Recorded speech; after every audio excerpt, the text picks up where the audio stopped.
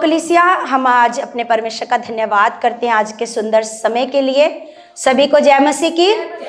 प्रभु आप सबको आशीष और बरकत दे और परमेश्वर वचन को सुनने वाला मन आपको दे और आत्मिक कान खोल दे यीशु मसीह के नाम से, आमीन।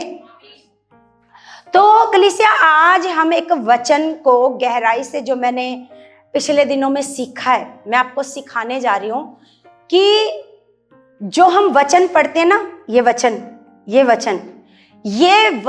यीशु मसीह ही परमेश्वर का जीवित वचन है। ये आज का टाइटल है कि यीशु मसीह ही परमेश्वर का जीवित वचन है। जैसे हम वचन को पढ़ते हैं, यूहन्ना की पुस्तक निकालो, यूहन्ना 1 का हम एक से ही पढ़ते हैं। लिखा, आदि में वचन था। क्या था? आदि में वचन था। आपको पता है, आदि में वचन था। जहां ये बात लिखी ना, आदि में क्या था? वचन। जो ओरिजिनल बाइबल है ना, उसमें लिखा है, जैसे उत्पत्ति की पुस्तक 1 अध्याय कि जो उत्पत्ति में 1 अध्याय है कि जो सारी सृष्टि की रचना हुई है वो किसके द्वारा हुई है? वचन। परमेश्वर के द्वारा नहीं, किसके द्वारा? यहां पर लिखा, आदि में वचन था। आदि में क्या था? आदि में क्या था? वचन। और वचन परमेश्वर के यहां पर हम यहां पर देख रहे हैं वचन, क्योंकि जो ये यूहन्ना है ना, यूहन्ना, क्योंकि किसी और ने अपनी पुस्तक में ऐसी गहरी बातें नहीं लिखी जो यूहन्ना ने लिखी हैं। क्योंकि जो भेद यूहन्ना को प्रकट हो गया कि जो यीशु मसीह है ना, वही वचन है। क्योंकि और किसी ने लिखा अपनी पत्रियों में, और किसी ने लिखा अपनी किताबों में कि यीशु मसीह ही क्या है? वचन है। किसी ने नहीं लिखा। किसने लिखा? यूहन्ना ने। आपको पता है, यूहन्ना ने ये जो किताब लिखी है, इसके बाद यूहन्ना ने अपनी पत्रियां लिखी हैं। आपको पता है, प्रकाशित वाक्य की पुस्तक भी किसने लिखी है? किसने लिखी है? यूहन्ना। क्योंकि ऐसा मतलब बुद्धिमान होना, समझदार होना कि हर बात का भेद परमेश्वर का प्रकट होना, ये नॉर्मल बात नहीं है। नॉर्मल लोगों के ऊपर नहीं प्रकट होता। नॉर्मल लोगों को तो ये आम बातें नहीं याद रहती, तो भेद कहां से वो याद रख पाएंगे? बोलो, ये गहरी बात कैसे किसी के ऊपर प्रकट नहीं हुई? किसके ऊपर प्रकट हुई? यूहन्ना के ऊपर प्रकट हुई कि यीशु मसीह ही वचन है। ये जो वचन आज हमारे हाथ में है, क्योंकि कलीसिया, ये एक ऐसी पुस्तक है, आपने और भी बड़ी पुस्तकें देखी होंगी, क्या उन पुस्तकों को पढ़ के कभी किसी का जीवन बदला है? कभी किसी ने पाप छोड़ा है? कभी किसी ने अपना गलत बिहेवियर छोड़ा है? बोलो। या ये किताब पढ़कर जैसे लोग चेंज होते हैं, क्या किसी और किताब को पढ़कर लोग चेंज होते हैं? नहीं होते, नहीं होते, है ना। तो यहां पर हमें बताया जा रहा है कि आदि में क्या था? आदि किसको कहते हैं? आदि। जैसे प्रभु यीशु मसीह ने कहा, आदि और अंत। यीशु मसीह ने खुद अपने आप को भी प्रकट किया कि आदि भी मैं हूं। इसका मतलब यीशु मसीह का नाम आदि है। आदि, है ना। आदि में वचन था, क्योंकि पुरानी बाइबल में ऐसे लिखा है, यूनानी बाइबल में ऐसे ट्रांसलेशन है कि आदि के द्वारा सारी सृष्टि की क्या हुई? रचना, है ना। जैसे हम पढ़ते हैं, वचन के द्वारा क्या हुई? सारी सृष्टि की क्या हुई? रचना। लेकिन वो बाइबल बताती है कि आदि के द्वारा सारी सृष्टि की क्या हुई? रचना। अब यहां पर लिखा है, वचन परमेश्वर के साथ था। वचन परमेश्वर के, अब परमेश्वर के साथ ये वाला वचन थोड़ी था। क्या था? क्या था? यीशु मसीह। क्या था? ये गहरी बातें हैं, अपने मन को खोलकर बैठना पड़ेगा। नॉर्मल मन से नहीं ये समझ में आनी। अगर आपका मन नॉर्मल है ना तो ये सारी बातें कोई भी आपके अंदर नहीं जाएंगी। आपका मन खास होना चाहिए, खुदा को सीखने वाला। क्यों कल मेरे मन में ये वो वाली टीचिंग खुदा ने डाली कि अपने आप को सीखने वाला व्यक्ति बनाना है। क्या, कौन सा बनाना है? अगर आपके अंदर चाहत होएगी ना, सीखने वाला व्यक्ति, मुझे सीखना है खुदा का वचन, फिर ही आप सीख पाओगे। वरना आप कोई भी, जैसे मैंने उसमें बताया कि जो कूश देश का अधिकारी था, 2 पद थे उसके पास। क्या पद थे उसके पास? क्या क्या थे पद, है ना? वो खजांची था और क्या था? मंत्री। खजांची भी था और क्या था? मंत्री। वो यशाया की किताब पढ़ता हुआ रहा है, तो वो पढ़ रहा है लेकिन उसको समझ नहीं आ रही। परमेश्वर को पता है इसको समझ नहीं आ रही, है ना? और परमेश्वर फिलिप्पुस को कहता है कि जा, उसको वचन समझ नहीं आ रहा, जा। और वो वहां पर जाता है, दक्षिण दिशा, ऐसे दक्षिण उधर चला जा, देश की ओर चला जा जो रेगिस्तानी मार्ग है ना। अब जब वो वहां पर जाता है तो अब यहाँ पर परमेश्वर का आत्मा उसको, फिलिप्पुस को कहता है इस रथ के साथ साथ क्या कर ले, हो ले, है ना। अब वो जब रथ के साथ साथ हो लेता है तो वो उस अधिकारी को पूछता है, क्या जो तू पुस्तक पढ़ रहा है क्या इसको समझता है?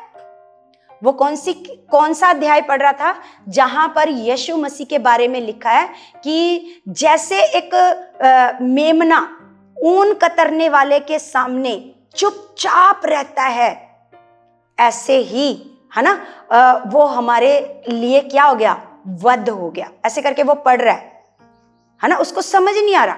आगे वो जब फिलिप्पुस उसको कहता है क्या तू समझता है जो तू पढ़ रहा है?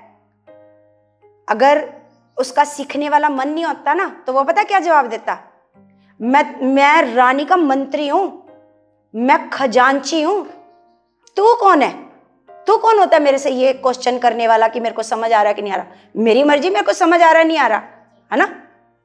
आपको पता है वो क्या जवाब देता है? वो कहता है कि जब तक कोई मुझे ना समझाए तब तक मैं कैसे समझूं। ये इसको कहते हैं नम्र मन। इसको क्या कहते हैं? इसको कहते हैं, जैसे मैंने फिलिप्पुस का जीवन जो है ना बड़ा ऐसे सिखाता है कि जैसे परमेश्वर ने फिलिप्पुस को कहा कि उठ और चल दक्षिण दिशा की ओर, है ना, तो एक सेवा करने वाला मन, चाहत। यहां पर सेवा के लिए बोल दो ना, आपस में लड़ाई शुरू हो जाती है। सेवा के लिए बोल दो, दूसरा दूसरे को काम सौंप देता है। इसको ये सेवा नहीं है। सेवा करने वाला मन तुरंत लिखा है उठकर क्या कर दिया, चल दिया। इसको कहते हैं, क्योंकि खुदा उन्हीं को उठाएगा, उन्हीं को इस्तेमाल करेगा। अगर पहले से परमेश्वर फिलिप्पुस के मन को जानता है, पहले से परमेश्वर कूश देश के अधिकारी को मन को जानता है कि ये बड़ा नम्र व्यक्ति है, अगर इससे फिलिप्पुस पूछेगा ना तेरे को समझ में आ रहा है, तो ये अकड़ कर जवाब नहीं देगा। ये नम्र है, ये इसका मन है सीखने वाला। अगर वो अधिकारी सीखने वाला नहीं तो वो देखो, अगर वो सीखने वाला नहीं होता तो क्या होता फिर? बताओ क्या होता? अगर वो सीखने वाला नहीं होता तो परमेश्वर कभी फिलिप्पुस को भेजता उसके लिए? कैसे व्यक्ति के लिए भेजेगा? कैसे व्यक्ति के लिए अपने दास को उठाएगा, चल वहां पर जा? ऐसे भेजेगा परमेश्वर जब आपका मन होएगा सीखने वाला। हालेलुया। तो उस कूश देश का जो अधिकारी था उसका मन था सीखने वाला, इसलिए परमेश्वर ने क्या किया, फिलिप्पुस को उठाया और भेजा। और फिलिप्पुस के मन को भी परमेश्वर क्या करता है, जानता है कि इसको मैं अगर रात को भी उठाऊंगा ये उठेगा और चल पड़ेगा, है ना। तो इसी तरह हम देखते हैं कि जब उसने ये क्वेश्चन किया कि तेरे को समझ में आ रहा है, कहता जब तक मेरे को कोई ना समझाए मैं कैसे समझूं, है ना। वो उसको कहता है चल मेरे साथ रथ पर बैठ जा। उसको जितना रास्ता होता है वो वचन समझाता जाता है ना। रास्ते में फिर पानी आता है, वो कहता क्योंकि यीशु के बारे में बता रहा है तो फिर बपतिस्मा भी आएगा, क्योंकि पुराने समय में बपतिस्मा नहीं था, पुराने नियम में, व्यवस्था में बपतिस्मा नहीं था। अब उसने कहा यहाँ देख पानी आ गया, अब यहाँ पर हम क्या ले सकते हैं, बपतिस्मा ले सकते हैं। अब वहां पर फिलिप्पुस उसको क्या देता है, बपतिस्मा देता है। जैसे ही वो बपतिस्मा ले लेता है, लिखा है वो पवित्र आत्मा से भर जाता है। कौन कौन भर जाता है? हाँ, मंत्री, है ना, कूश देश का अधिकारी, है ना, वो आत्मा से भर जाता है और तुरंत पवित्र आत्मा फिलिप्पस को उठाकर ले आता है अपनी जगह पर। तो हम देख रहे हैं कि अगर आपके अंदर सीखने वाला मन है, चाहत है, तो खुदा आपके लिए डिवाइन हेल्पर्स भेजेगा। परमेश्वर आपके लिए रास्ते खोल देगा सीखने के, है ना। अगर इस कूश देश के अधिकारी के अंदर चाहत थी तो परमेश्वर ने क्या किया? भेज दिया स्वर्गदूत को। स्वर्गदूत ने आकर उठाया कि चल वहां पर ले जाएगा। परमेश्वर अपने लोगों को आपके पास लाएगा, आपको सिखाएगा, आपके लिए रास्ते खोलेगा कि कहां से तुझे अच्छी टीचिंग मिल सकती है। हालेलुया। अब यहां पर हम देखते हैं कि यहां लिखा और वचन परमेश्वर था। वचन क्या था? यही आदि में परमेश्वर के साथ था। यहां पर कुछ कुछ बातें ऐसे लगता है कि जैसे हम यीशु मसीह को जानते हैं कि खुद परमेश्वर मनुष्य के रूप में आया। खुद परमेश्वर ने क्या किया? मनुष्य के रूप में आया। यहां लिखा आदि में, यही आदि में परमेश्वर के साथ था। सब कुछ उसी के द्वारा उत्पन्न हुआ। सब कुछ उसी के द्वारा, किसके द्वारा सब कुछ उत्पन्न हुआ? किसके द्वारा? और ये वचन कौन है? वचन यीशु मसीह। वचन क्या है? यीशु मसीह। लिखा सब कुछ उसी के द्वारा उत्पन्न हुआ और जो कुछ उत्पन्न हुआ है उसमें से कोई भी वस्तु उसके बिना उत्पन्न, कुछ भी, जो कुछ आप उत्पन्न हुआ देखते हो, कुछ भी उसके बिना उत्पन्न, लिखा कोई भी वस्तु उसके बिना उत्पन्न नहीं हुई। सोच कर देखो, कोई भी वस्तु वचन के बिना उत्पन्न हो ही नहीं सकती। चाहे वो आपके जीवन से रिलेटेड हो, है ना, आपके बच्चों के जीवन से हो या कोई भी। यहां पर हमें परमेश्वर का वचन बता रहा है कि जो कुछ उत्पन्न हुआ वो किसके द्वारा हुआ? वचन के द्वारा। और जो कुछ लिखा है, कोई भी वस्तु, जो कुछ उत्पन्न हुआ है उसमें से कोई भी वस्तु उसके बिना उत्पन्न, उसके बिना उत्पन्न। आपको चंगाई चाहिए, बिना वचन के चंगाई उत्पन्न नहीं होएगी। आपको छुटकारा चाहिए, आपको बरकत चाहिए, आपको घराना आपका चाहिए, है ना, आपको पवित्रता ही चाहिए, पाप से छुटकारा चाहिए, बुराई से, बुरे स्वभाव से छुटकारा चाहिए। कोई भी चीज बिना वचन के उत्पन्न नहीं होएगी। हालेलुया। आगे लिखा उसमें जीवन था। उसमें क्या था? अब हम बार बार बोलते हैं ना, यूहन्ना 4:12। यूहन्ना 4:12 में क्या लिखा है? सोनो सिस्टर बताना। यूहन्ना ने इब्रानियों 4:12 क्या लिखा है? बताना क्या लिखा है? नहीं पता? आप बताओ सिस्टर, आगे वाली। नहीं पता? इब्रानियों 4:12 आप बताओ सिस्टर, क्या लिखा है? आप बताओ, किसी को नहीं पता? इब्रानियों 4:12 में क्या लिखा है? हम पता नहीं कितनी बार उस वचन को बोलते हैं, कितनी बार बोलते हैं। निकाल कर देखा? इंटेलिजेंट नहीं, चालाकियां नहीं, चालाकियां नहीं, क्योंकि खुदा जानता है ना, चालाक को भी जानता है, सबको जानता है। खुदा मनों को जानता है। क्या लिखा है? परमेश्वर का वचन जीवित है। परमेश्वर का वचन जीवित है और प्रबल है और दो-धारी तलवार से।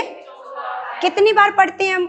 मेरे ख्याल से मैं प्रार्थना में इस वचन को कितनी बार बोल देती हूं। इब्रानियों 4:12 याद रखना। इब्रानियों 4:12 ये वचन है कि परमेश्वर का वचन क्या है? अब यहां पर हम क्या पढ़ रहे हैं? उसमें जीवन था, उसमें जीवन था और वह जीवन मनुष्यों की ज्योति था। ये वाला वचन इसमें जीवन है।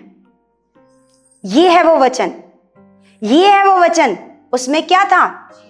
जीवन। और यही वाला वचन यीशु मसीह है। हालेलुया। जितनी बार वचन खोलते हो यीशु मसीह से मुलाकात करते हो। Hallelujah, hallelujah. अगर आपकी यीशु से मुलाकात हो तो आपको कैसा लगेगा? आपके घर में यीशु मसीह हैं और आप उनसे मुलाकात ही नहीं करते। सोच कर देखो, सोच कर देखो कैसा लगता होगा। आपके घर में यीशु मसीह हैं। यहां पर हम वचन के बारे में पढ़ रहे हैं कि वचन ही यीशु मसीह है। वचन ही क्या है? यहां पर पढ़ रहे हैं ना, आगे लिखा उसमें क्या था? जीवन था, और जो जीवन था मनुष्यों के लिए ज्योति था। मनुष्यों के लिए क्या था? ज्योति था। लिखा ज्योति अंधकार में चमकती है। ज्योति अंधकार में क्या करती है? और अंधकार ने उसे ग्रहण नहीं किया। अब हम इतना सा वचन है, आपको पता है ये जो वचन है परमेश्वर का, जो यहाँ पर वचन, जैसे परमेश्वर के वचन के बारे में लिखा है, बहुत सारी जगह पर वचन लिखा है। वचन जैसे यूहन्ना में हम पढ़ते हैं कि वो वचन भेजकर रोगी को क्या करता है? और सत्यानाश के गड्ढे से क्या करता है? निकालता है। तो ये जो वचन है ना कलीसिया, ये जो वचन है इसको कहते हैं लोगोस। इस वचन को कहते हैं लोगोस। क्या कहते हैं? इसको आपने याद रखना है, क्योंकि यीशु मसीह को लोग कहते हैं लोगोस, क्योंकि नए नियम में इसका यूनानी मतलब है ये लोगोस। ये जो लोगोस शब्द है ये यूनानी मतलब है। यूनानी में वचन को कहते हैं लोगोस। वचन को क्या कहते हैं? लोगोस। और नए नियम में वचन दो प्रकार का है, दो प्रकार का है। जैसे वचन जैसे बताते हैं कि आदि में जो वचन है, ये जो वचन है इसको कहते हैं, अगर ट्रांसलेट किया गया तो इसको लोगोस वचन लिखा गया है। आदि में क्या था? वचन। और ये जो वचन है ना, ये ऐसे संपूर्ण परमेश्वर का संदेश कि परमेश्वर आपको क्या सिखाना चाहता है, क्या बताना चाहता है, क्या आपसे बात करना चाहता है। ये वचन ने आकर आपसे वो सारी बातें करी जो खुद खुदा आपसे करना चाहता है। Hallelujah, hallelujah. क्योंकि बहुत जगह पर ऐसे लिखा गया कि यीशु मसीह में ईश्वर तत्व की सारी भरपूरी है। पढ़ा किसी ने? ये बाइबल में लिखा है कि यीशु मसीह में क्या है? ईश्वर तत्व की सारी क्या है? भरपूरी। जो ईश्वर में है वो यीशु मसीह में है। हालेलुया। समझ में आ रही बातें कितनों को? क्योंकि मैं कोशिश कर रही हूं कि उस तरीके से बात हो, क्योंकि मैंने पवित्र आत्मा से बहुत प्रार्थना की कि मेरे मुंह से उस तरीके से बात आए कि आपको समझ आए। क्योंकि जो मैंने सीखा है ना वो थोड़ा गहरा है, लेकिन बताना, क्योंकि कईयों को बोलो ना, कईयों से पूछो आज क्या वचन था, बोलेंगे बड़ा अच्छा था, बड़ा अच्छा वचन, आज तो सच्ची में बड़ा अच्छा वचन सीखा। बताओ, बताना नहीं आता। ये आपको पता है ये एक वरदान है परमेश्वर की ओर से कि आपको मैं यहां पर खड़ा कर दूं ना, बताओ। पिछली बार हमने क्या सीखा था? एक लाइन से ज्यादा नहीं बोल पाओगे, एक लाइन से ज्यादा। कई तो एक लाइन को भी आधा ही कर देंगे, आधे को भी चौथा ही कर देंगे। ये सीखा था, है ना? तो ये एक वरदान है खुदा की ओर से किसी को बता पाना। अच्छा वचन तो सबको लगा, लेकिन आपको पता है कलीसिया, जो आप अपने मुंह से दूसरों को बता पाते हो ना, वही आपके अंदर रहता है, बाकी सब निकल जाता है। बाकी सब निकल जाता है। जो आप दूसरों को आपने बता दिया, है ना? जो हमारे सर है ना, जिनसे हम सीख रहे हैं ना, वो कहते हैं कि आप ना क्या करो, इसको सिखाते रहना, सिखाना, क्योंकि सिखाते रहोगे तो ये बातें आपको भूलेंगी नहीं। तो ऐसे जो आप बोलते हो ना, जैसे कई कहते हैं हमें बोलना नहीं आता, बताना नहीं आता। जिसको बताना नहीं ना आता, इसका मतलब उसके अंदर भी नहीं है वो बातें। वही बातें आप बता पाओगे जो आपके अंदर है। हालेलुया। तो ये जो वचन लोगोस वचन है, ये वो वचन है, यीशु मसीह ही परमेश्वर का संपूर्ण संदेश है। संपूर्ण जो संदेश, जो बात परमेश्वर आपसे करना चाहता है, वो यीशु मसीह है। हालेलुया। जैसे जो आदि में वचन था और वचन परमेश्वर के साथ था, ये परमेश्वर के साथ यीशु के रिश्ते को दर्शाता है। समझ में आ रहा है ना कि आदि में वचन था और वचन परमेश्वर के, इसका मतलब यीशु मसीह हजारों साल बाद पैदा नहीं हुआ। यीशु मसीह हजारों साल बाद पैदा नहीं हुआ, यीशु मसीह पहले से था। समझ में आ रही मेरी बात? कितनों को समझ में आ रही है? कितनों के ऊपर से निकल रही है कि यीशु मसीह, हम सोचते हैं कि हाँ जी फलाने भविष्यद्वक्ता ने भविष्यवाणी करी, फिर जाकर यीशु मसीह आया।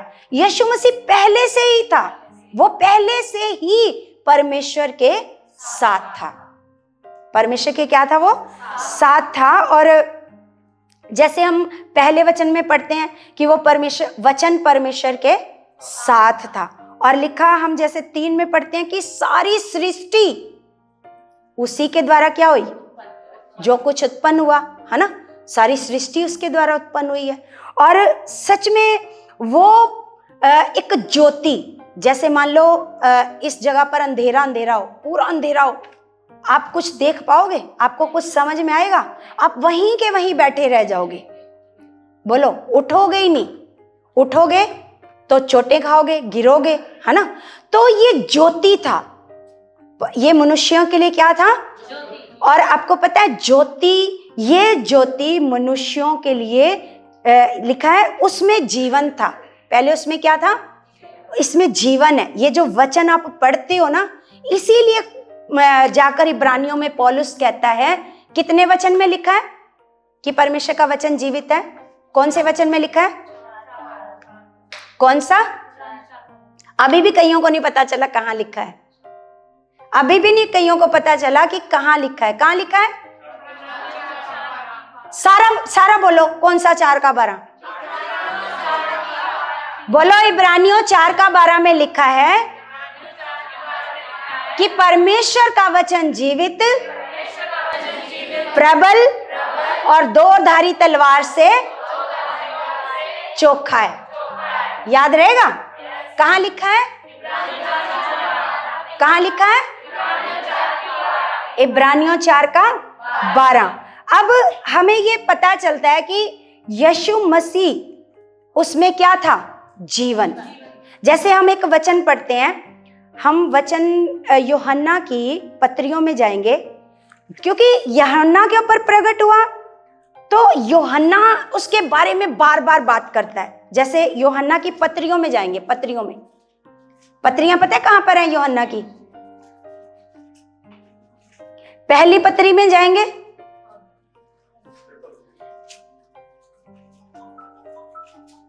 तीन 332 नंबर पेज है। और मैं आप सबसे रिक्वेस्ट करती हूं, रिक्वेस्ट कि निकाल कर पढ़ लिया करो वचन। ये एक रिक्वेस्ट है आपसे, ठीक है? क्योंकि अगर आपके लिए, आपके जीवन के लिए, आपके लाभ के लिए हमें आपके आगे झुकना भी पड़े, गिड़गिड़ाना भी पड़े, तो ठीक है। हम आपके आगे रिक्वेस्ट करते हैं कि रोज एक बार इस वचन को निकाल करके पढ़ लिया करो। ये आप ही के लिए है। यहां पर क्या लिखा है पहली पत्री में? उस जीवन के विषय में जो आदि से था, उस जीवन के वचन के विषय में, उस जीवन के, ये जो वचन है ये जीवन का वचन है। क्या है ये? जीवन का वचन। लिखा उस जीवन के वचन के विषय में जो आदि से था, जिसे हमने सुना। जिसे हमने, आपने इस बाइबल को सुना तो नहीं, सुना तो नहीं, लेकिन यीशु मसीह को सुना, यीशु मसीह को। तो यहां पर लिखा है जिसे हमने सुना, जिसे हमने अपनी आंखों से देखा। लिखा वरन जिसे हमने ध्यान से देखा और हाथों से छुआ। हाथों से यह जीवन प्रकट हुआ और हमने उसे देखा और उसकी गवाही देते हैं। लिखा, तुम्हें उस अनंत जीवन का समाचार देते हैं जो पिता के साथ था और हम पर प्रकट हुआ। समझ में आ रही है बात? समझ में आ रही है? कितनों को बाकियों को नहीं आ रही? पवित्र आत्मा से मदद मांगो कि पवित्र आत्मा खोल मेरी बुद्धि को, खोल, मुझे समझ दे, मुझे पवित्र आत्मा समझ दे, ताकि इन बातों को मैं क्या कर सकूं? समझ सकूं। ये वो चीज है जो हार्ड चीज है। आपको चबाने में क्या लग रही है? दूध तो आसानी से अंदर गटक रहे थे, है ना, अंदर जा रहा था आसानी से, लेकिन ये हार्ड चीज है। जो आप हार्ड चीजें कुछ खाते हो ना, जैसे आप मान लो आप गन्ना खा रहे हो, तो कितना चबाना पड़ता है? उसमें से जूस चबा चबा के क्या निकालना पड़ता है? बोलो, चबाना पड़ता है, फिर जाकर क्या निकलता है? जूस आता है ना। तो ये हार्ड चीजें हैं, और इसको समझने के लिए पवित्र आत्मा की आपको क्या चाहिए? समझ चाहिए। हालेलुया। तो यहां पर यूहन्ना फिर से बता रहा है कि ये जीवन का वचन है। क्या वचन है? ये जीवन का वचन है। और ये जो वचन है, कलीसिया नए नियम में वचन दो तरह का वचन है, एक लोगोस और एक रेमा। एक क्या? एक लोगोस और एक रेमा। लोगोस जो वचन है वो ऐसा वचन है जो लिखा गया है यहां पर, और जो वचन कई भविष्यद्वक्ताओं ने अपने मुंह से बोला या खुद परमेश्वर ने बोला। जैसे यीशु मसीह के बारे में बोला, जब यीशु ने बपतिस्मा लिया तो बोला ये मेरा प्रिय पुत्र है। वो रेमा वचन है। कौन सा वचन है? रेमा वचन है। रेमा वचन जो बोला गया उसको क्या बोलते हैं? रेमा वचन। जैसे हम लूका की पुस्तक में पढ़ते हैं ना, 1 अध्याय में, जब निकालो लूका की पुस्तक,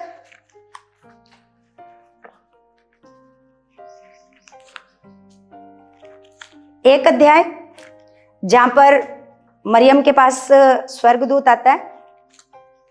यहां पर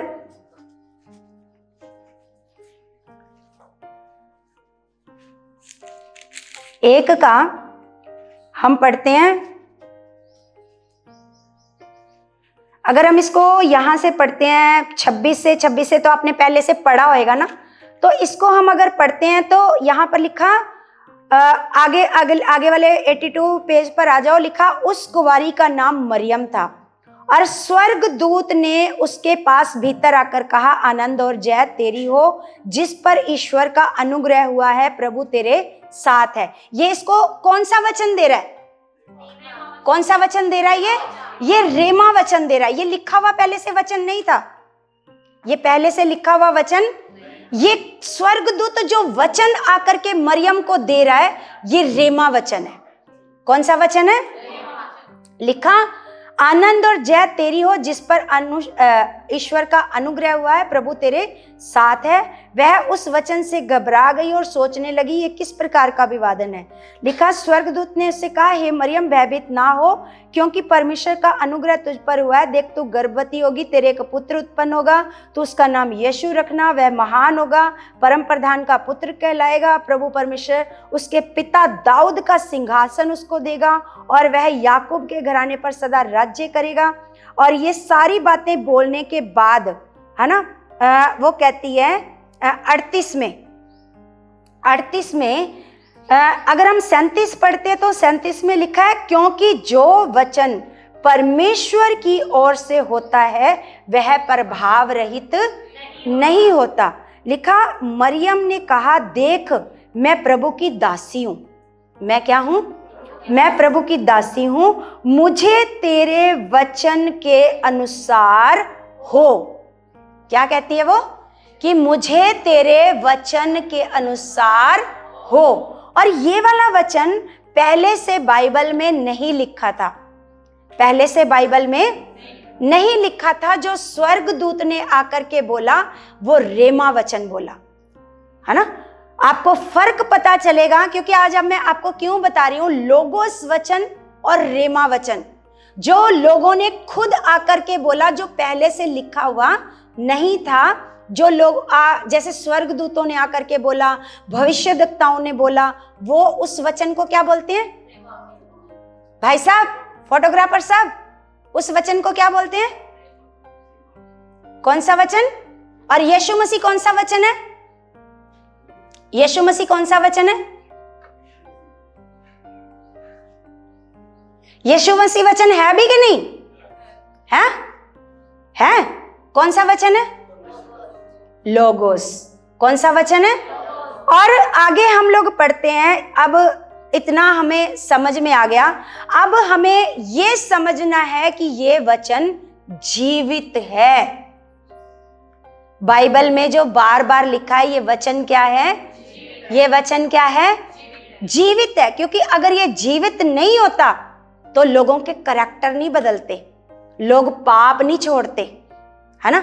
मैंने ना अपने सर के मुंह से ऐसे गवाही सुनी कि एक लड़का, है ना, अपने घर में बड़ी तंगी में ऐसे पला बड़ा और वो पाप में पड़ गया, नशों में पड़ गया, बहुत नशे करने लगा और मार पिटाई करने लगा, कत्ल करने लगा। ऐसी गवाहियां तो हम वैसे भी सुनते ही हैं। लेकिन जब उसको किसी ने प्रभु का सुसमाचार दिया, वो कंटिन्यू प्रभु का सुसमाचार पढ़ने लगा। क्या करने लगा? ऐसे हमें समाचार मिल गया, ठीक है, तब हमारा जीवन नहीं बदलेगा जब हम खुद इस वचन को नहीं पढ़ेंगे। जब वो लगातार इस वचन के संपर्क में आ गया तो वो व्यक्ति, उसने सारा नशा छोड़ दिया, उसने सारा पाप छोड़ दिया, सारे गलत कामों को छोड़ दिया। तो उन्होंने ऐसे बताया कि देखो इस व्यक्ति का जीवन कैसे बदला, कैसे बदला, कैसे करैक्टर चेंज होता है। क्योंकि ये वचन जीवित है। ये जीवित वचन हमारे करैक्टर को बदल देता है। अन्य बाकी की पुस्तकें क्यों नहीं हमारे करैक्टर को बदलती? क्यों नहीं हमारा पाप पर से मन हट जाता है? नहीं, हमने पाप नहीं करना, हमने गलत काम नहीं करना। कैसे हट जाता है? कैसे मन में आता है नहीं अब मुझे पूरा पवित्रताई में चलना है? ये बाइबल है, ये जिंदा वचन है। जब आपके करैक्टर को क्या कर देता है? बदल देता है। हालेलुया। तो सच में कलीसिया, ये जो जीवित वचन है, ये कैसे हम लोगों का क्या कर देता है? जीवन बदल देता है ना। और सबसे बड़ी बात, हमें पता चलता है कि ये वचन क्या है। ये वचन देहधारी है। यही वचन क्या हुआ? यीशु मसीह क्या हुआ? वचन देहधारी हुआ। अगर आप इसका 14 पढ़ते हो, यूहन्ना, इसको हम आगे पढ़ते हैं, यूहन्ना 1 का, उसी अध्याय में रहेंगे, 1 का हम पढ़ेंगे 14।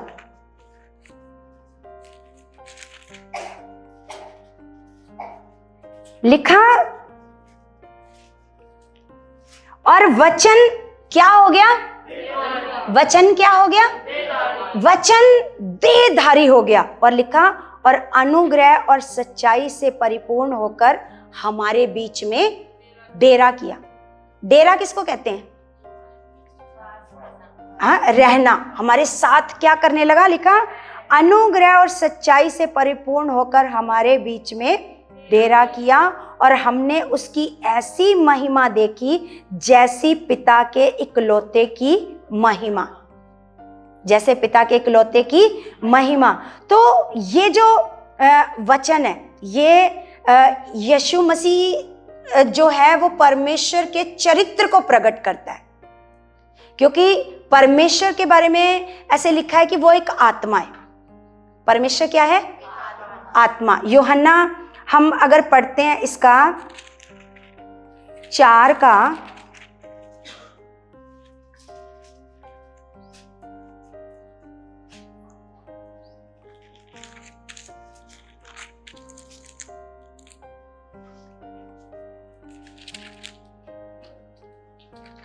में ही लिखा है ना कि परमेश्वर क्या है? एक आत्मा है।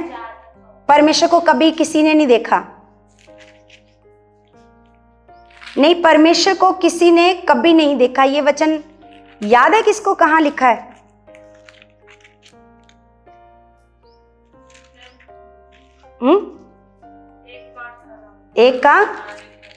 1 का 18। हाँ, तो यहां लिखा है परमेश्वर को किसी ने कभी नहीं देखा, लिखा इकलौता पुत्र जो पिता की गोद में है उसी ने उसको क्या किया, प्रकट किया। क्या किया? अब परमेश्वर किसी ने देखा ही नहीं परमेश्वर कैसा है, किसी ने देखा ही नहीं। आगे यूहन्ना 4 का 24 में लिखा है, 4 का 24 में लिखा है कि परमेश्वर आत्मा है। परमेश्वर क्या है? परमेश्वर क्या है? आत्मा। और आत्मा के विषय में हम जानते हैं कि आत्मा किसी को नजर नहीं आती, आत्मा सिर्फ एक लाइट है। आत्मा सिर्फ क्या है? एक लाइट है। अब लाइट से आप उसका कैसे स्वभाव जान सकते हो? देखो, एक जिसको आपने कभी नहीं देखा, आप उसका स्वभाव कैसे जान सकते हो? इसका स्वभाव कैसा है, इसका चरित्र कैसा है, कैसा कैरेक्टर है, कैसे जान सकते हो? बोलो, जान सकते हो? तो यीशु मसीह शरीर में होकर आया और मनुष्यों के बीच में एक आम मनुष्य, जैसे यीशु मसीह के बारे में अगर हम देखें तो वो जैसे परमेश्वर है, परमेश्वर में श्रेष्ठ और मनुष्यों में भी श्रेष्ठ, मनुष्यों में भी श्रेष्ठ। उसने आकर परमेश्वर के चरित्र को क्या किया? प्रकट किया। क्योंकि लोगों को पता ही नहीं परमेश्वर कैसा स्वभाव का है। लोगों को लगता है परमेश्वर बड़ा गुस्से वाला है, वो तो बदला लेता है, वो तो मार देता है, वो तो ऐसे कर देता है। लोगों को ये लग रहा है। लोगों को क्या लग रहा है? अगर आप पुराना नियम पढ़ते हो, लोगों को नहीं पता परमेश्वर कौन से स्वभाव का है, लेकिन यीशु ने आकर परमेश्वर के स्वभाव को क्या किया? दिखाया। यीशु मसीह ने कैसा जीवन जिया, कैसा जीवन जिया, कैसा खुदा के साथ एक रिश्ता बनाया, संबंध बनाया। क्योंकि यीशु मसीह को जो काम करना था, उसके लिए जो प्रार्थना थी वो बहुत जरूरी थी। क्रूस पर चढ़ना नॉर्मल बात नहीं थी। हालेलुया। अभी हमारे लिए जो समय आने वाला है, प्रभु यीशु मसीह अपने चेलों को कहते हैं तुम प्रार्थना करो कि परीक्षा में ना पड़ो।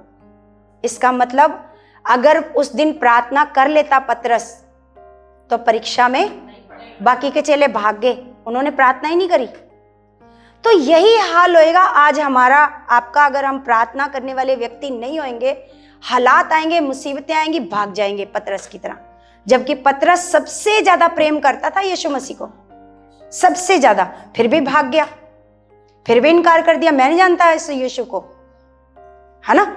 तो हम यहां पर देखते हैं कि यीशु मसीह ने प्रार्थना करी और यीशु मसीह ने परमेश्वर के कैरेक्टर को क्या किया? इस पृथ्वी पर लोगों के सामने प्रकट किया कि परमेश्वर का स्वभाव कैसा है। वो बदला लेने वाला नहीं है, वो दया करने वाला है, वो प्रेम करने वाला है, वो क्षमा करने वाला है, वो आपको बचाने वाला है, वो आपको छुड़ाने वाला परमेश्वर है। समझ में आ रही सारी बातें? आ रही है कि नींद आ रही है? हैं? हालेलुया। क्योंकि एक माँ अपने बच्चे को तब तक खाना खिलाती है जब वो दिखाता है कि मेरे को भूख है ना। जब वो मुंह अपना इधर उधर फिराने लग जाता है ना, फिर माँ को समझ आता है बस इसका पेट क्या हो चुका है, भर गया ना। तो वचन के लिए अगर आप ऐसे खोजी बने रहोगे तो पता चलता रहेगा कि हाँ अभी भूख है, अभी और वचन आप ले सकते हो। Hallelujah, hallelujah. तो 1:3 में लिखा है कि वो सृष्टि करता है, सारी चीजें उसी के द्वारा क्या हुई हैं। इसका मतलब वो सृष्टि करता है, सृष्टि को बनाने वाला है। और सबसे बड़ी बात है कि परमेश्वर का वचन जीवित है और बलवंत है। क्या है वो? बलवंत। और जैसे हम देखते हैं, सबसे पहले रोमियो 12 का अगर हम 2 पढ़ते हैं, रोमियो 12 का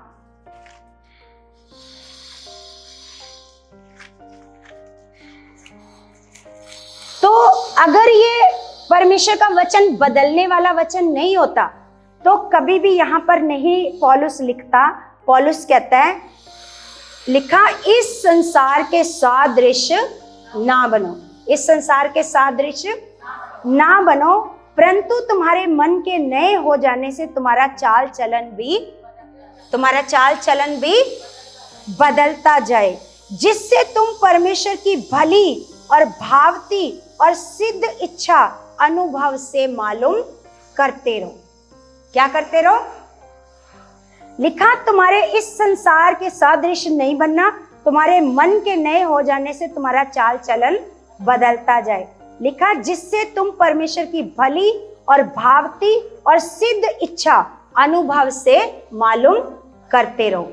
ये परमेश्वर की जो सिद्ध इच्छा है ये हमें कैसे पता चलेगी? इस वचन के द्वारा। कैसे पता चलेगी? वचन के द्वारा। और ये जो वचन है कलीसिया, ये लोगों का जीवन तब्दील कर देता है। बोलो, हम में से कितनों का तब्दील हुआ जीवन? कितनों का स्वभाव बदला? क्या आज भी वही पुराना स्वभाव है? क्या हमारे अंदर बदलाव आया? चाहे थोड़ा सा भी आया बदलाव, है ना? हमारा स्वभाव बदला है, हमारे अंदर प्रेम आया। जो हम प्रेम नहीं करते थे, हम दूसरों के लिए कभी प्रार्थना ही नहीं करते थे। बोलो, हमें अपने से मतलब था। जब आप अपनी अपनी भक्ति करते थे, क्या आप कभी उस भक्ति में दूसरों के लिए मांगते थे? हैं? मांगते थे कभी? अपने देश के लिए या अपने आस पड़ोस के लिए या दूसरे लोगों के लिए कभी मांगा? नहीं मांगा। ये वचन सिखाता है हमें, यही वचन सिखाता है दूसरों के लिए मांगना, दूसरों से प्रेम करना, दूसरों के लिए प्रार्थना करना। तो कलीसिया, हम वचन पढ़ते हैं कुरिन्थियों की पुस्तक, पहला कुरिन्थियों 6 अध्याय 6 का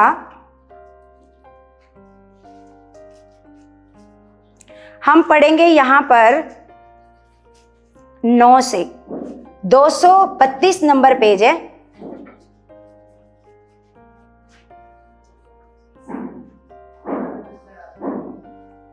यहां पर लिखा है, क्या तुम नहीं जानते कि अन्यायी लोग परमेश्वर के राज्य के वारिस ना होंगे? क्या लिखा है? अन्यायी लोग परमेश्वर के राज्य के वारिस। धोखा ना खाओ, और ना वैश्यागामी, और ना मूर्ति पूजक, और ना पर स्त्रीगामी, और लिखा ना लुच्चे, और ना पुरुषगामी। ये पर स्त्रीगामी और पुरुषगामी क्या है? समझ में आ रहा है? बाकी बातें तो आपको समझ में आ रही होगी, है? पर स्त्रीगामी और पुरुषगामी, जैसे पुरुष का पुरुष के साथ रिलेशन होता है और दूसरी स्त्री के साथ रिलेशन रखना अपनी स्त्री के होते हुए। तो लिखा है ना मूर्ति पूजक, ना वैश्यागामी, और ना मूर्ति पूजक, ना पर स्त्रीगामी, और ना लुच्चे, और ना पुरुषगामी। लिखा ना चोर, ना लोभी, ना पियक्कड़, ना गाली देने वाले, ना अंधेर करने वाले परमेश्वर के राज्य के वारिस होंगे। ये कोई भी जन परमेश्वर के राज्य के वारिस नहीं होंगे। और तुम में से कितने ऐसे ही थे, परंतु तुम प्रभु यीशु मसीह के नाम से और हमारे परमेश्वर के आत्मा से धोए गए और पवित्र हुए और धर्मी ठहरे। परमेश्वर का वचन कह रहा है, तुम में से कितने ऐसे ही थे।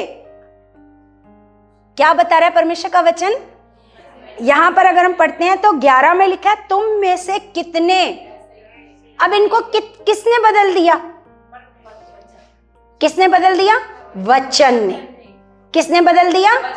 वचन ने बदल दिया। लिखा है, तुम में से कितने ऐसे ही थे, परंतु तुम प्रभु यीशु मसीह के नाम से और हमारे परमेश्वर के आत्मा से धोए गए और पवित्र हुए और धर्मी ठहरे।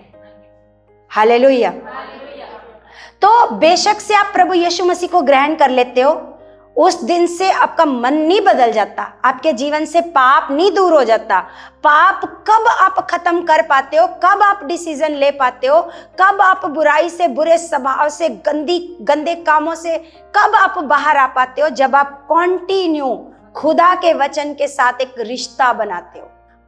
हालेलुया। आज भी कई लोगों के अंदर बदलाव नहीं है। क्यों नहीं है? उनका आज भी स्वभाव नहीं बदला, पुराना स्वभाव है ना? पुराना जीवन आज भी काम कर रहा है। क्यों? क्योंकि उनका परमेश्वर के वचन के साथ पर्सनल कोई भी रिश्ता नहीं है।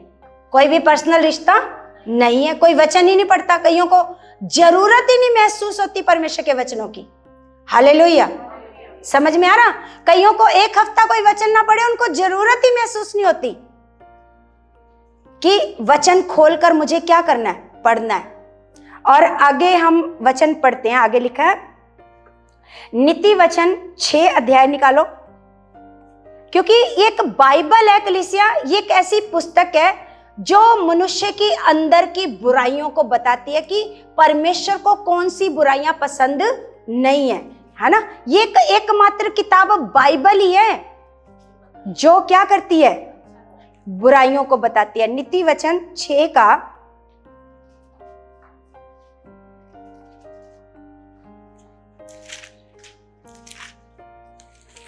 6 का हम पढ़ेंगे 16 से।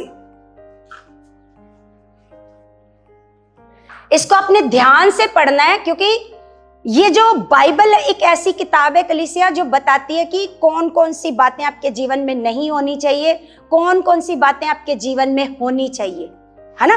आपको हमें पहले पता था कहीं नहीं, हमें बाइबल से पता चला कि ये बातें हमारे जीवन में नहीं होनी चाहिए। लिखा 6 वस्तुओं से यहोवा बैर रखता है। 6 वस्तुओं से यहोवा क्या रखता है, बैर रखता है, वरन 7 हैं जिनसे उसको घृणा आती है। वरन 7 हैं, 7 बातें हैं जिनसे यहोवा को क्या आती है, घृणा है। लिखा घमंड से चढ़ी हुई आंखें, घमंड से चढ़ी हुई आंखें, झूठ बोलने वाली जीभ, इससे परमेश्वर को क्या है, लिखा घृणा है। लिखा और निर्दोष का लहू बहाने वाले हाथ, है ना, निर्दोष का लहू बहाने वाले हाथ। आगे लिखा अनर्थ कल्पना गढ़ने वाला मन। अनर्थी बातें किसी के बारे में, मान लो कोई अपना काम कर रहा है, हम उसके बारे में यहाँ अपने घर पर बैठे उसके लिए अनर्थी बातें गढ़े जा रहे हैं। वो अरे वो तो ऐसे कर रहा होगा, ऐसा उसके पास पैसा कहाँ से आएगा, कोई करा होगा उसने कांड कुंड, है ना, वो अपना बेशक से बेचारा काम कर रहा हो। यहां पर हम क्या कर रहे हैं, अनर्थ कल्पना, इसको क्या कहते हैं। तो परमेश्वर कहता है इन बातों से यहोवा, जब हम परमेश्वर का बाइबल हमने नहीं पढ़ी थी, हमें पता था कि परमेश्वर को ये बातों से घृणा है, बोलो पता था। ये किसने बताई ये सारी बातें, ये वचन ने बताई हैं। क्यों वचन हमारे जीवन को तब्दील करता है, क्योंकि वो बुरी बातें भी बताता है और अच्छी बातें भी बताता है। तो यहां पर लिखा अनर्थ कल्पना गढ़ने वाला मन, बुराई करने को वेग से दौड़ने वाले पांव, बुराई करने को फटाफट बुराई करने के लिए तुरंत भाग जाते हैं, सोचते भी नहीं है कि नहीं ये अगर मैं करूंगा इसका परिणाम क्या होएगा। जैसे हमने होली वाले दिन वो लड़ाई की चर्चा आज भी सुनते हैं ना, तो क्या परिणाम होएगा इस छोटी सी बात को लेकर सोचा भी नहीं। अगर सोचते कि इसका क्या परिणाम हो सकता है, अब दोनों घरों में क्या है, नुकसान है ना, दोनों घरों में नुकसान है, दोनों घरों से हालत गंभीर है। अब जिसके ऊपर मतलब वो गुब्बारा गिरा उनके भी परिवारों की हालत क्या है, गंभीर है, और उधर से तो डेथ ही हो गई। मतलब हम देखते हैं कि क्रोध, एक घर ने अगर क्रोध किया, अगर दूसरे ने नहीं किया होगा तो ये लड़ाई यहां तक नहीं आ सकती थी, बोलो। तो ये चीजें हमें परमेश्वर बताते हैं, वचन हमें बता देता है, क्योंकि हम क्यों बुराई से तुरंत हम लोग रुक जाते हैं। खुदा, आपने कभी भी क्रिश्चियन लोगों की ऐसी लड़ाइयां देखी हैं?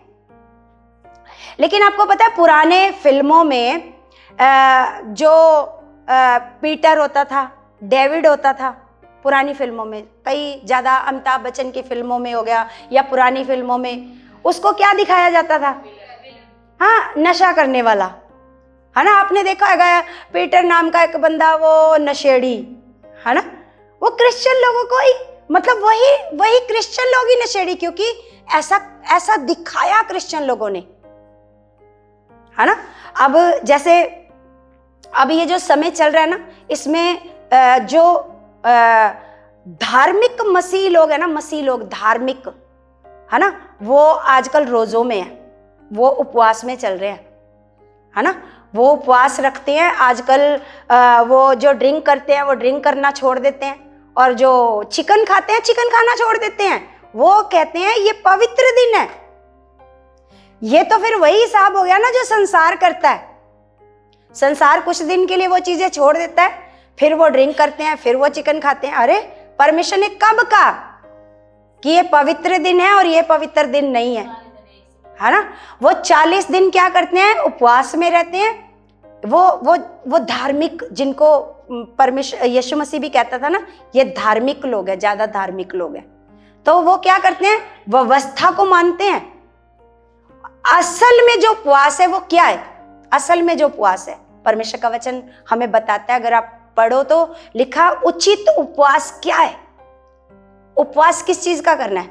आंखों का करो, होठों का करो, यहां से इसका करो, इसका करो। अगर उपवास करना है तो आज इसका उपवास करो, आंखों का उपवास करो। अरे खाना तो हमारे लिए खुद खुदा ने बनाया है, परमेश्वर ने बनाया। परमेश्वर ने, अब मूसा गया था जी पहाड़ पर, यीशु मसीह ने 40 रोजे रखे, मूसा ने 40 रोजे रखे, है ना? तो मूसा ने 40 रोजे रखे और यीशु मसीह ने 40 रोजे रखे। वो बता करके नहीं गए कि मैं 40 रोजे रखने जा रहा हूं। वहां पर उनको उनका समय लग गया, 40 दिन लग गया, उनको पता ही नहीं चला भूख प्यास क्या, उन्होंने खाना नहीं खाया। Hallelujah, hallelujah. तो हमें उन जैसा नहीं बनना कि अब ये वो समय है, नहीं। हमें हर समय अपने होठों का उपवास करना है, अपनी आंखों का उपवास करना है, अपने कानों का क्या करना है? उपवास करना है। अगर हम सच में परमेश्वर को जानते हैं तो यहां पर परमेश्वर का वचन बता रहा है हमें, झूठ बोलने वाला साक्षी। झूठ बोलने वाला, इसका मतलब समझते हो क्या लिखा है? झूठ बोलने वाला, इसका मतलब समझते हो? कितनों को पता है क्या है?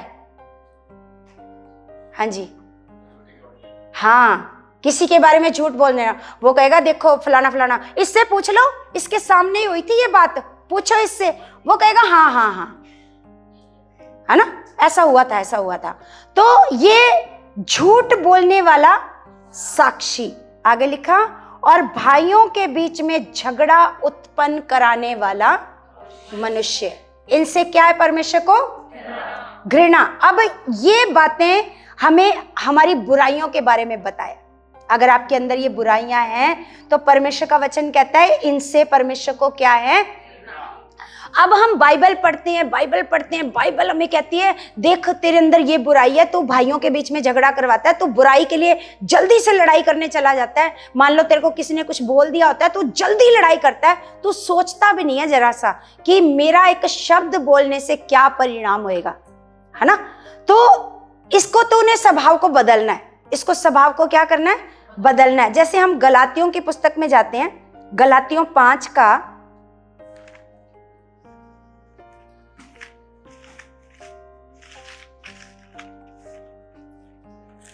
का हम पढ़ते हैं 22-23। इसमें क्या लिखा है? आत्मा के फल हटा दिए अपने घर से, के लगे हैं अभी? आत्मा के फल किन के घरों में लगे हैं? सबके घरों में लगे हैं। आत्मा के फल लगा रखे हैं आत्मा के फल। तो यहां पर लिखा है 22 और 23 में लिखा है, पर आत्मा का फल प्रेम और आनंद और शांति, धीरज, कृपा, भलाई, विश्वास, नम्रता और संयम। ये क्या है? ये आत्मा के क्या है? अब यहां पर परमेश्वर क्वालिटी बता रहा है कि आपके अंदर क्या नहीं होना चाहिए और क्या होना चाहिए। सबसे पहले प्रेम। अगर आपके अंदर प्रेम नहीं है, परमेश्वर का वचन कहता है तो तू ठनठनाता हुआ पीतल है और झनझनाती हुई। अगर तेरे अंदर प्रेम नहीं है तो तू खाली अंदर से, है ना? ये जो आप पायल पहनते हो, इसके जो घुंघरू होते हैं ये छन छन बजते हैं। ये कैसे बजते हैं? क्योंकि ये अंदर से क्या है? ये खाली है, इसलिए बजते हैं, आवाज करते हैं। खाली बर्तन वो ज्यादा आवाज करता है, भरा हुआ आवाज नहीं करता। तो खाली परमेश्वर का वचन हमें बताता है कि अपने आप को परमेश्वर के आत्मा के फलों से भरना है। प्रेम, आपके अंदर प्रेम, आनंद, शांति, धीरज, कृपा, भलाई, विश्वास, नम्रता, संयम, ये क्वालिटीज परमेश्वर कहता है आपके अंदर होनी चाहिए। जब आप बार बार बाइबल को रीड करते हो, पढ़ते हो, तो आप ये सोचते हो नहीं मेरा स्वभाव तो ऐसा नहीं है, लेकिन मेरे को अपना स्वभाव ऐसा बनाना चाहिए, क्योंकि ये बातें परमेश्वर को क्या है, जब आप बार बार बाइबल को रीड करोगे तो आपके अंदर बदलाव आना शुरू हो जाएगा, आपका स्वभाव बदल जाएगा, आप दूसरों को प्रेम करना शुरू कर दोगे। Hallelujah, hallelujah. तो इसलिए कलीसिया में परमेश्वर का वचन बताता है कि कैसे ये जो वचन जिंदा वचन है, ये कैसे हमारे जीवनों में क्या करता है।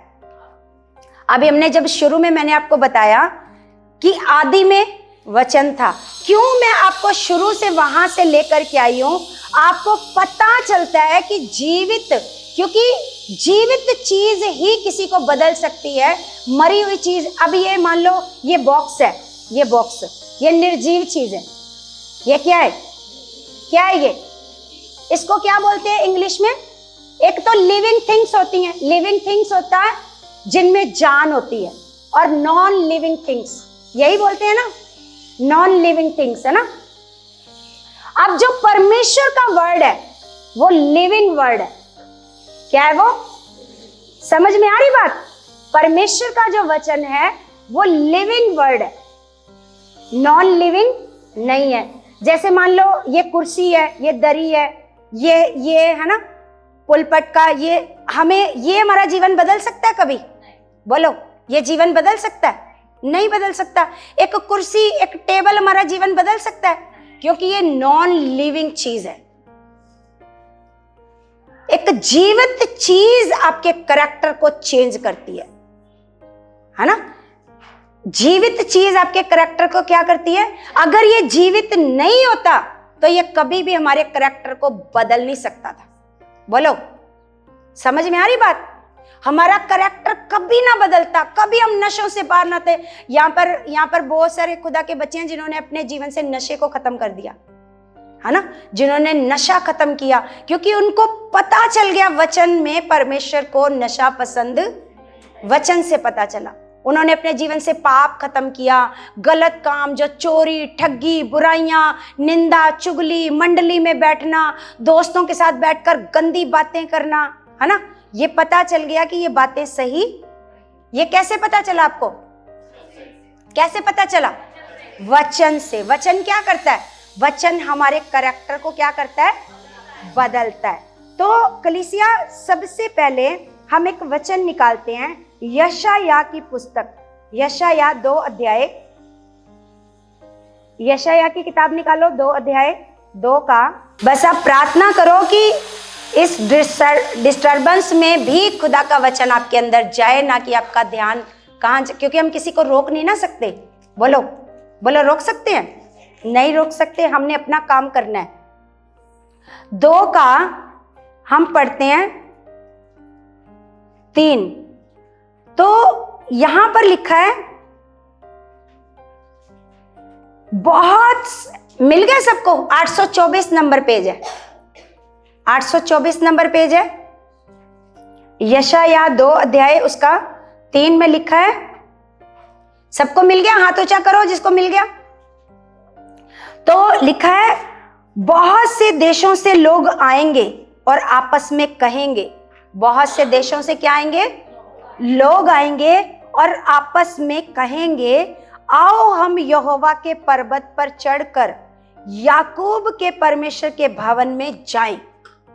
क्या लिखा है कि आओ हम क्या करें, लिखा यहोवा के पर्वत पर चढ़कर याकूब के भवन में जाएं, तब वह हमको अपने मार्ग सिखाएगा, तब वह हमको अपने मार्ग सिखाएगा और हम उसके पथों पर चलेंगे। क्योंकि जो खुदा के घर में आएगा ना, यहाँ पर क्या लिखा है, यहाँ पर क्या लिखा है कि हम क्या करेंगे, यहोवा के पर्वत पर चढ़कर और क्या करेंगे, याकूब के परमेश्वर के भवन में जाएं, याकूब के परमेश्वर के भवन में जाएं। ये जो परमेश्वर का भवन है, ये एक स्कूल है, आत्मिक, आपके लिए क्या है, आत्मिक स्कूल है।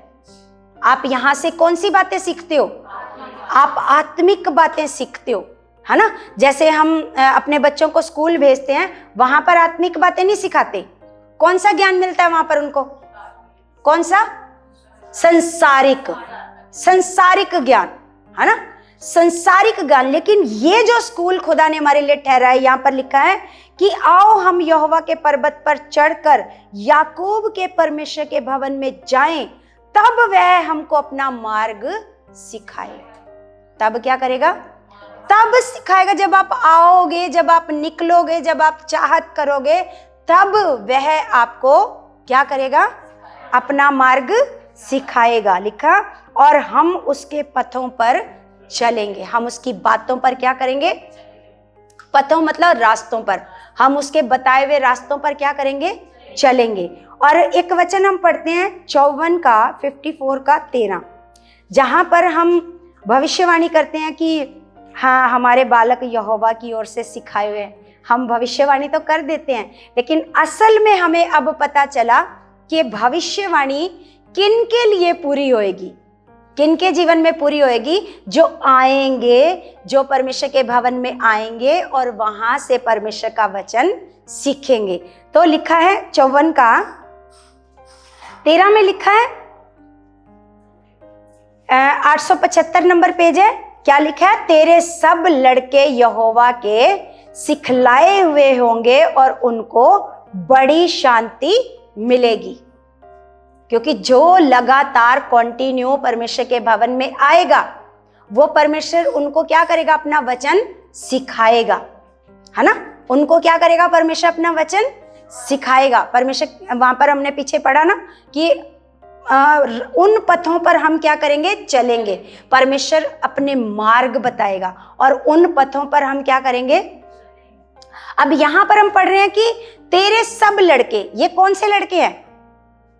ये हम कोई भी कह दे हाँ भी तेरे लड़के यहोवा की ओर से, नहीं, ये वो लड़के हैं जो सीखने के लिए परमेश्वर के भवन में आए हैं। वो यहोवा की ओर से सिखलाए हुए हैं, वो यहोवा की ओर से सिखलाए हुए हैं और उनको बड़ी शांति मिलेगी। समझ में आ रही बात? क्योंकि कई बातें हम समझने में क्या कर देते हैं? गलत समझ लेते हैं। हम किसी के बारे में भी बोल देते हैं कि परमेश्वर वो यहोवा की ओर से सिखलाए हैं। यहोवा, अरे घर में बैठे बैठे थोड़ी वो यहोवा की ओर से सिखलाए हैं, है ना।